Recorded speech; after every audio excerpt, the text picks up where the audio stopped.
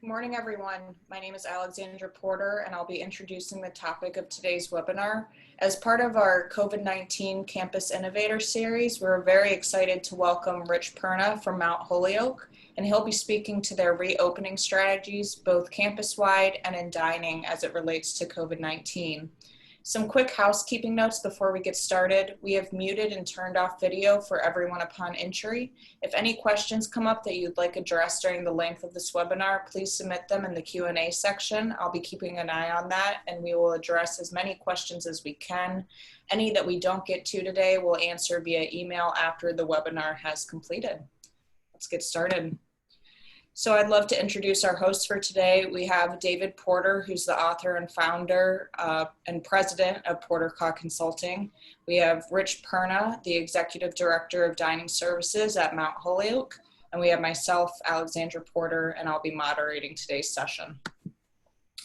Over the past 25 years, David Porter has served over 400 colleges and universities, engaging all 50 states and the provinces of Canada and the U.S. Virgin Islands, with 11 team members along the way, based primarily in Maryland.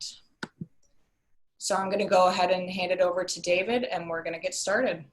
Hey, thanks, Alex. And again, thank you, Rich, for presenting with us. You've developed a terrific program and built on what you inherited when you came to campus, and we're excited to share that with our participants today. I know historically what has set us apart is we've pioneered next generation dining and learning solutions, and we're doing the same during this COVID-19 period of time, this crisis, this fall and in the spring. We've kind of coined the phrase social architecture, and certainly that could be organized and arranged one way prior to this COVID crisis. Still the need to have social architecture on a campus, although it'll be different.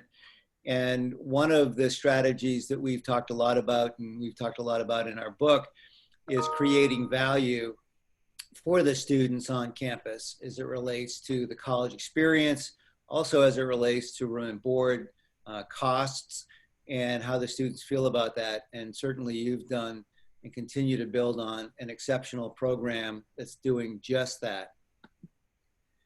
Typically, when we look at a reopening strategy, we worked with a number of clients now since the end of May to begin to develop these for the fall. But these would be the ingredients that we would recommend a school consider in terms of stakeholder meetings, and clearly a lot of that can be done with these video platforms now versus in person. Understanding what the housing and enrollment assumptions are going to be for the fall, and clearly that it's still a moving target on probably the majority of campuses in terms of what the interest has been established, but also ultimately will a student actually go, either move to campus, or will the institution even have on-campus classes? How does that affect enrollment for this fall?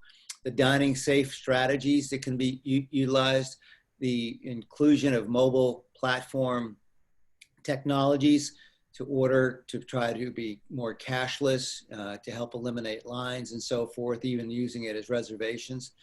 Looking at revenue and labor and food costs, we know that these COVID strategies have a big impact on labor costs with no self-serve, paper costs with more disposables, and to look at what the implications are of doing just that, and even potentially a shortened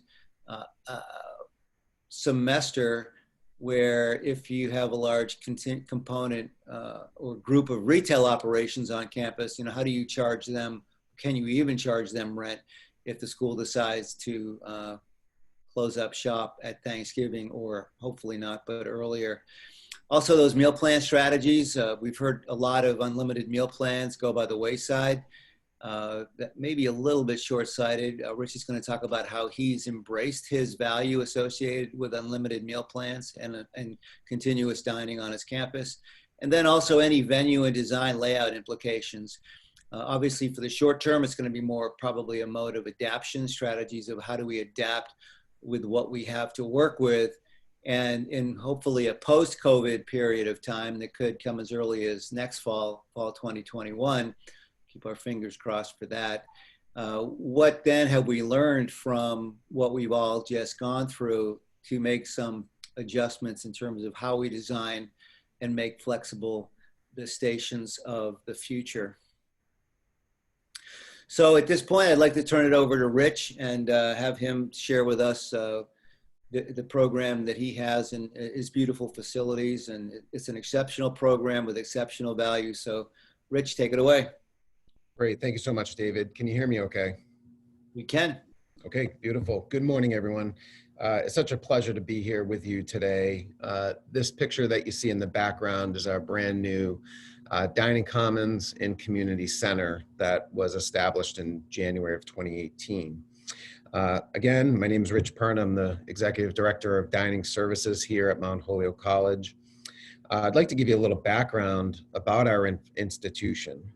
Mount Holyoke College was founded in 1837. It is the oldest institution within the Seven Sister Schools. It's a private, liberal arts, inclusive women's college located in South Hadley, Massachusetts. We are surrounded by a few other colleges in the area, which are UMass Amherst, Smith College, Hampshire College, and Amherst College, to name a few. We typically have about 2,200 residents who do reside on campus. We have very, very few commuter students that come to Mount Holyoke College. Our student body represents 82 different countries from around the globe.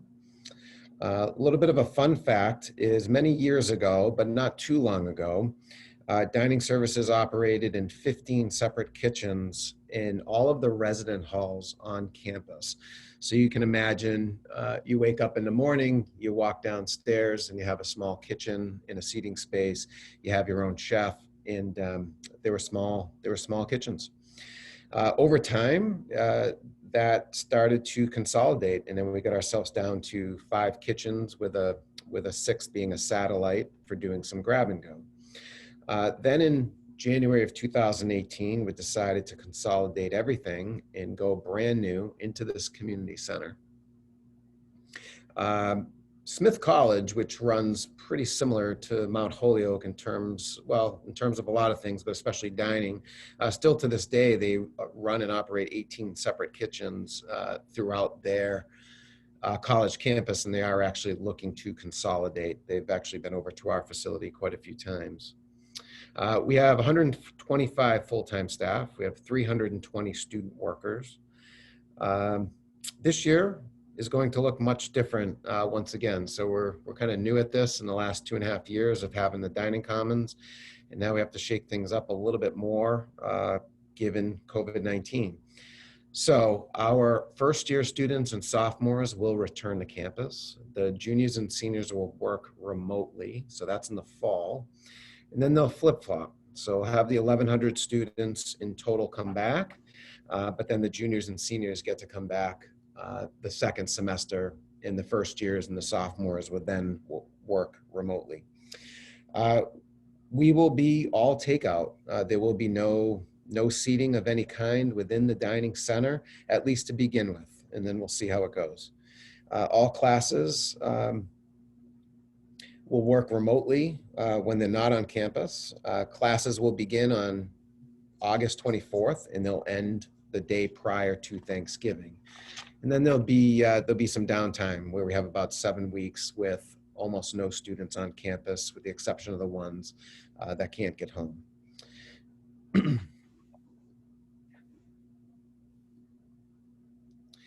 This picture here, very old picture, but even 2.5 years ago when we were actually working within this space, if you look at that top picture, that's one of our dining halls in Rocky.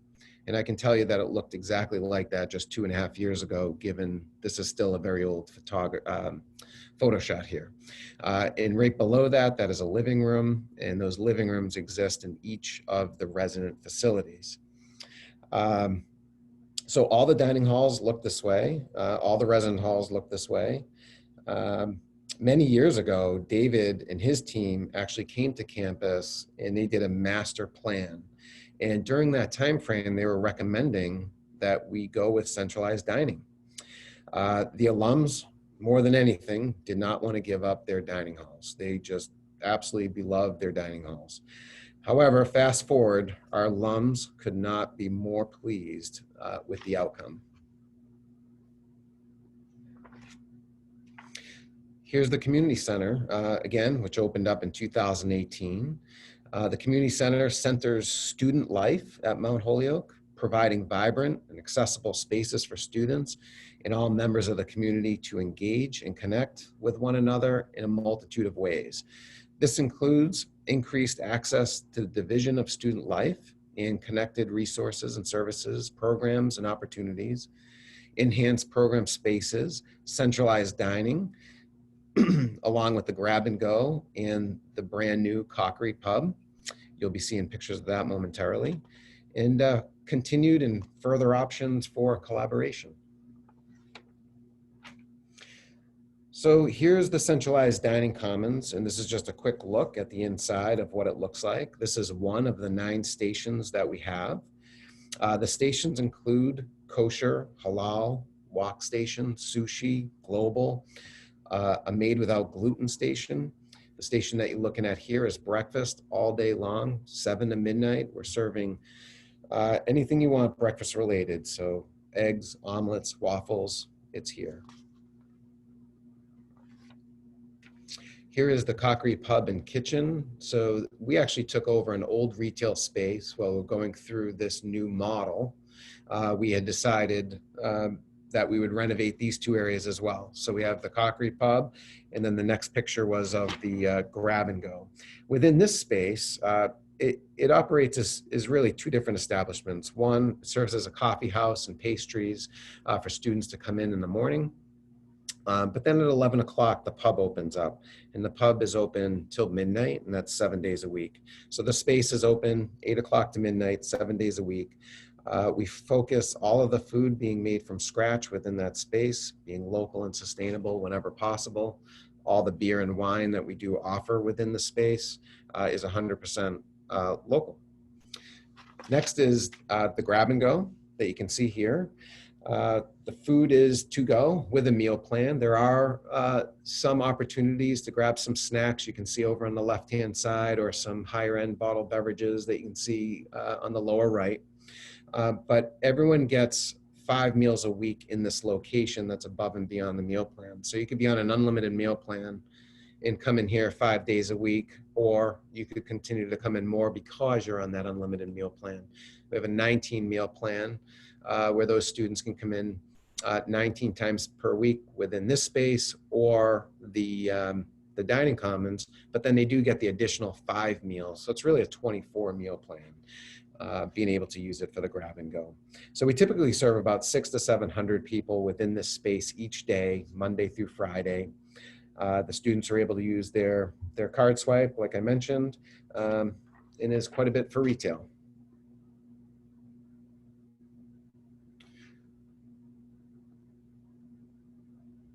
So milk and cookies. I'm sure many of you are saying, why are we putting this slide up? So M&Cs, they're known as M&Cs, and it is one of the oldest, most beloved traditions on campus at Mount Holyoke College. I can't tell you how many times I hear about M&Cs. The alums talk about it often, parents talk about it often, and always the students.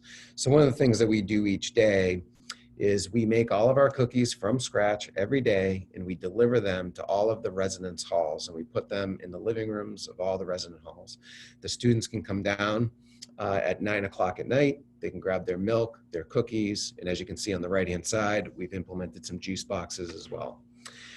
One thing that has changed a lot with M&Cs is a majority of what we're doing now is actually vegan. So we have a much wider population of dietary needs that people are looking for, our students are looking for, and you really, we've done a lot of work with it, and you actually don't notice the difference that they're being vegan.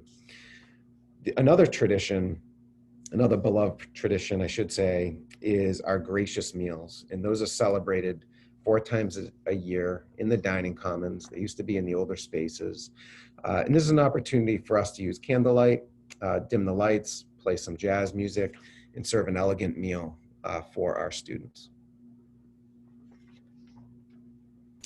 Consolidation. So what you're looking at is the Beacon Room. This is the Beacon Room within the dining commons. So why do we consolidate? Well, a decision needed to be made about the outdated and tired kitchens. Was it worth the investment to upgrade all the satellite kitchens or build one community center? I know David did a lot of work around that. There is no doubt that the building a community center was the right decision. We're now able to build community with faculty and staff and students every day under one roof. We know that we're meeting all of their expectations because our students would certainly tell us if we weren't, and they absolutely love the space. We consistently receive great feedback. We're satisfying all the dietary needs, which today it's just so prevalent, all the different needs and allergies under one roof. So whether you're vegan, vegetarian, need to stay away from certain products, kosher, halal, gluten, we're able to do it all in one roof, under one roof. And these students can now dine together. They don't have to dine separately. The ability to create food that is as diverse as the campus is also very important, in having the right tools to do the job. And it's really comfortable for everybody, for our chefs, the faculty and staff. Our chefs, especially during the warmer months, having air conditioning is just it's a nice treat. And then our dining team. So we were split up into 5 different dining teams. Now we have one dining team. We're able to meet together frequently under this one roof, provide a lot more training, and do things like orientation all together. Ensuring quality. Oh, looks like I went back too far. There it is. Okay, so ensuring quality and thinking about the fall semester ahead. These are just a few pictures of some of the things that we do. Keeping the food front and center without sacrificing quality and authenticity is something we pride ourselves on and will continue to strive for during these challenging times. I really don't want to see these things go away. Our chefs work hard. They're very talented. I want them to put their best foot forward. And I still think we can do that even in this COVID environment. I'll explain that a little more coming up. Sustainability. We're really proud of our sustainability. We became green restaurant certified at all of our locations about a year and a half ago. So we are certified. We're the only college, I believe it's west of 95, that is the only green restaurant certified college. We're 21% local sustainable spend now. That's up from 7% just a couple of years ago. We received our goal about 6 months early to get to that 20%. So I'm happy we're at 21. We are now purchasing 25% of our local grains and flour. We're incorporating that into the bakery. We grow majority of our herbs right in the dining center. We have a cultivator that has 12 different zones, and our chefs are actively planting and using the herbs in all of our recipes. The eggs that we have on campus, 50% of those eggs come from a local farm called the Country Hen. They're organic, they're certified humane, and they're very high in omega-3 fatty acids. We also do Meet the Farmer showcases each month. We make all of our pasta from scratch, and we are now purchasing 75% of our local beef and pork through a whole animal project. And this all got started through the Kendall Foundation, and it's worked out quite well for us. Our goals going into this year, even into this COVID year, I certainly don't want to get rid of our goals. I still think we can move forward. So our goals is to get to 25% for local and sustainable spend. I'd like to do that by January. I'd like to increase our pork and beef percentage up to 100% local, and help and support revitalize New England dairy and increase our spend by 18% this year. And we're looking for a donor that will help us out to purchase an IQF machine so we can purchase and freeze local produce when it's abundant and in season.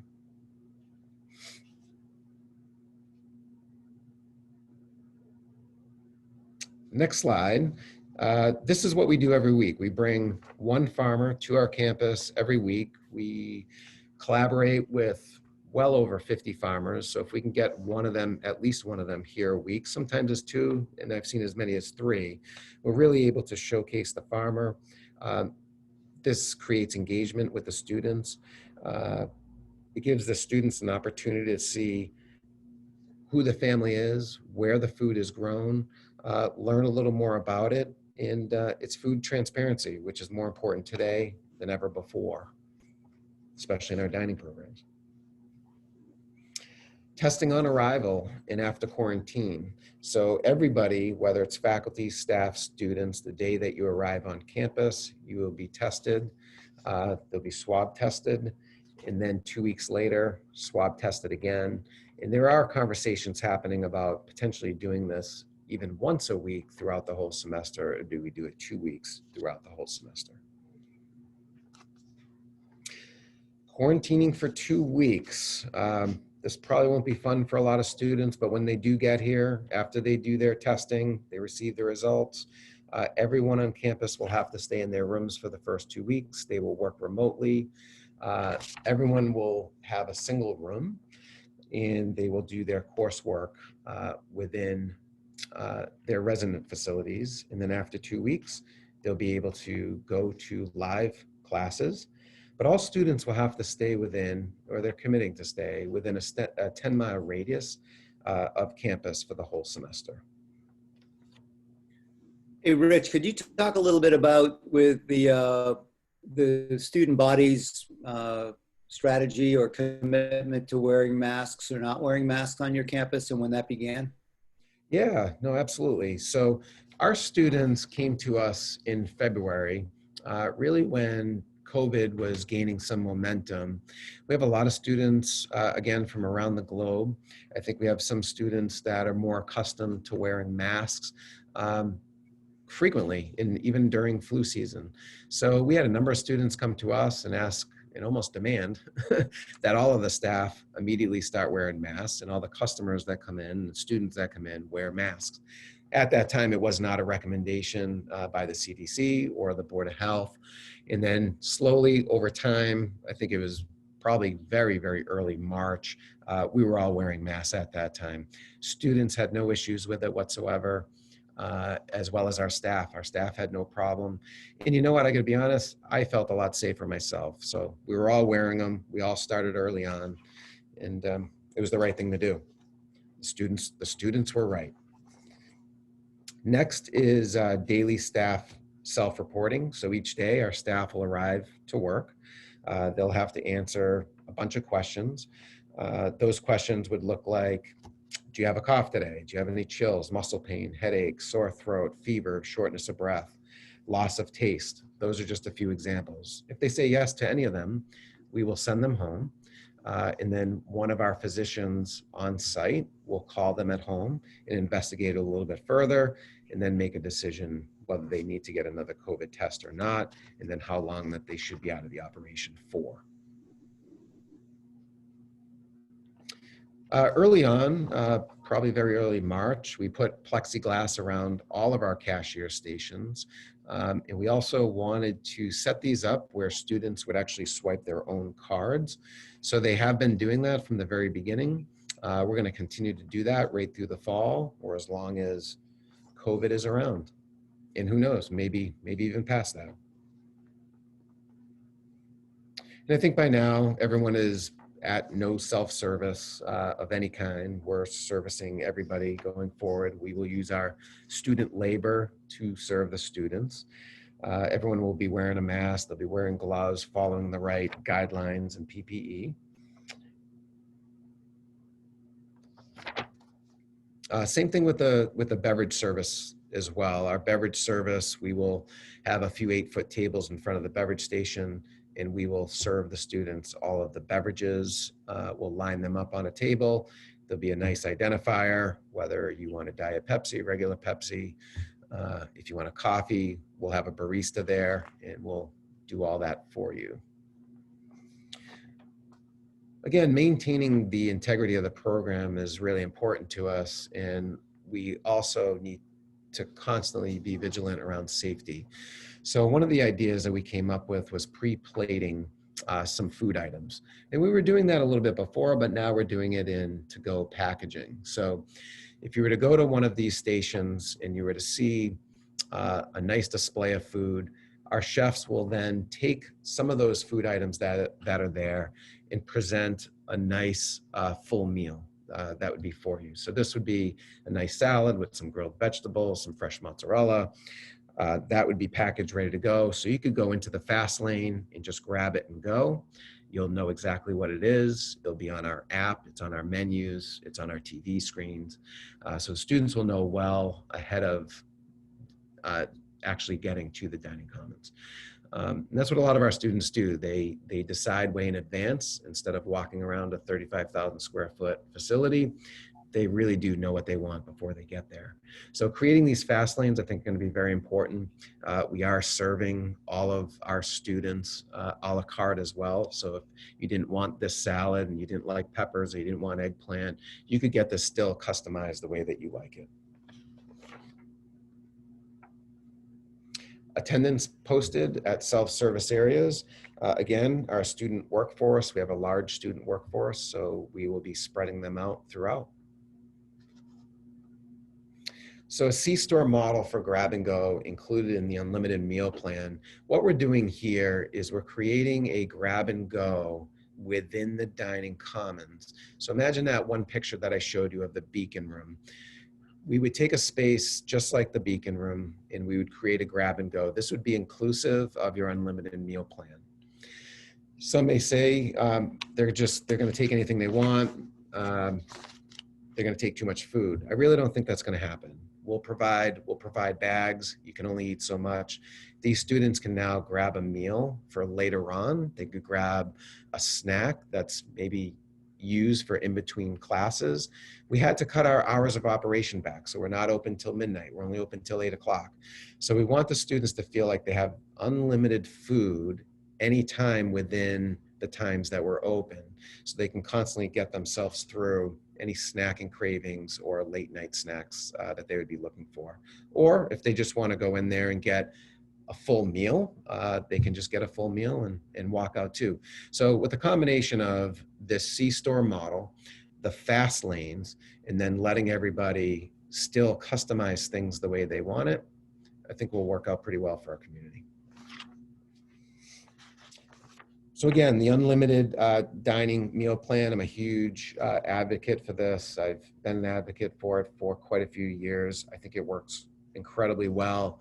Students can only eat so much. And if anything, I have found through using Trim Tracks that we've really decreased quite a bit of food waste since the inception of this meal plan.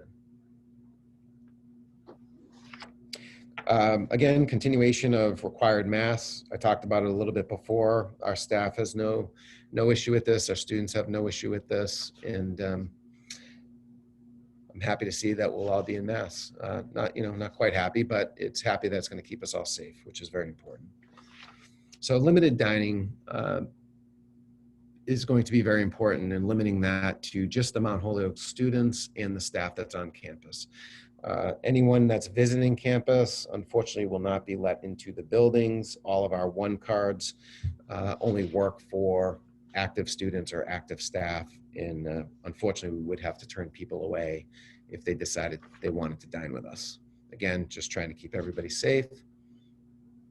Sanitation stations, we have about 12 of them pre-COVID set up within the dining commons as an example. But what we did is we put a couple more stations. So as soon as you walk in, we have more stations. They really hit you in the face as soon as you walk in, basically asking you to sanitize. And again, on the way out. And then very, very important, I think, being in this kind of environment, everyone learns quickly, but initially having all the right floor signage in traffic arrows, if you will, guiding people in one way, guiding people out another way.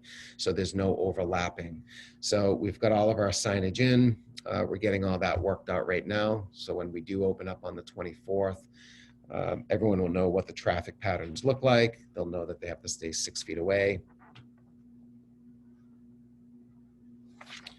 In modification to continuous dining. So again, what I mentioned before is we're taking this program that was 7 in the morning to midnight, 7 days a week, and we are now going to meal hours, which gives you 2 hours for breakfast, 3 hours for lunch, 3 hours for dinner, and that ends at 8 o'clock. So it's more important than ever that we run an excellent program, because the students are losing out on some of those hours of operation. So one of the things that we're going to do to at least combat students coming back to us saying, well, I don't have the same hours of operation, or you're not giving us unlimited food whenever we want, we plan on doing these 2 to 3 pop-up food events on the green, outside, weather permitting, each week. So we'll notify them by social media. They all follow us by social media, and we'll have these pop-up tents. And I think in the first 2 weeks, it's going to be incredibly important, especially with the first years coming back, never dining in our space, especially now the new space. I think we're going to be open every day under doing different pop-ups, probably for the first 2 weeks. It's always the first 2 weeks. It's always crowded. You always get lines. And then after that, everyone figures out where they're going from there. So if we do these pop-up events and we have the ability to serve something like a grain bowl in an iced tea in a bag of cookies, and then off they go. If we can get a few hundred students through these pop-up tents, I think that's really gonna help us a lot in the dining commons, especially within the first couple weeks. And then after that, we'll do pop-up events and just surprise these students all the time. They'll never know it's coming. They're not, the M&Cs that I mentioned before, they're not able to do that M&C tradition in the res hall like they have for the past 100 years. So what we'll do is we'll do these pop-up M&Cs under a tent. But the more food we can do outside, I think the better off we are. And it'd be nice. Give them some good surprises. So maintaining value, and more important than ever, our action stations will still be available. As you can see here, the chefs are cooking at the wok station. You'll still be able to go to this station. You'll still be able to pick all the varieties of vegetables or proteins that you're looking for, the rice, the noodles, the sauce. So you can put together a lot of different options just at this one action station. And I think that's incredibly important, especially for our student body. And we do have a lot of students that come to this station daily. But the other action stations, we'll keep those open as well. So maintaining variety, again, incredibly important. We want nothing more to maintain the integrity of our program, and while doing it safely. In this picture, this is actually a picture of our halal station, and we will open it the same way. Our sneeze guards are normally down at this station, normally down at the kosher station. So we already do have a few stations that sneeze guards are always down, and we serve them, again, to keep the integrity of the religious needs. So these stations will continue to be open. Staff assigned to sanitize high-touch areas. There's a lot of high-touch areas, not just for our students, but for our staff.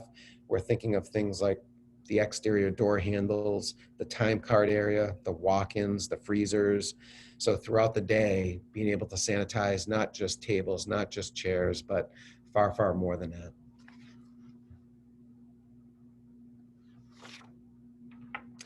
Giveaways, again, trying to keep everyone happy and doing different things and having little pop-up events along the way.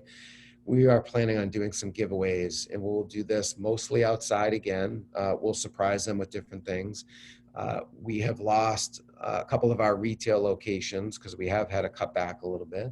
So with doing that, one of the favorites on campus is bubble tea. So offering bubble tea or offering iced tea or offering our famous Chef Jeff cookies, they're called. I'll have to send you all the recipe. They're really good.